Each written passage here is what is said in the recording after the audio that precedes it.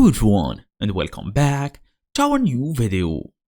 Well, if your domain is registered with GoDaddy and you want to use it with Shopify, I will show you exactly how to connect Shopify to GoDaddy in 2026. Fast and easy as usual. Let's get started. Well, first, you're gonna go and log in to GoDaddy, the usual stuff. I'll show you how. Basically, we're gonna go here.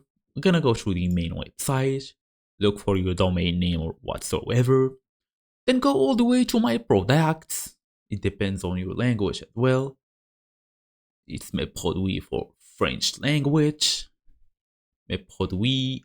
You should basically connect, use your email address and password, go all the way to your products, then click on DNS or manage DNS. Then we're gonna go back to Shopify since we wanna get the IP address. All you're gonna do is go to Shopify, go to settings here, then we're gonna go back to the domain section. Okay, domains, where is it? Okay, here on domains, you can buy a new domain or you can basically connect existing or transfer domain if you need. Basically paste your domain here, then go to next.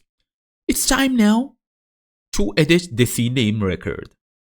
Then save your DNS settings. Changes may take some time to apply.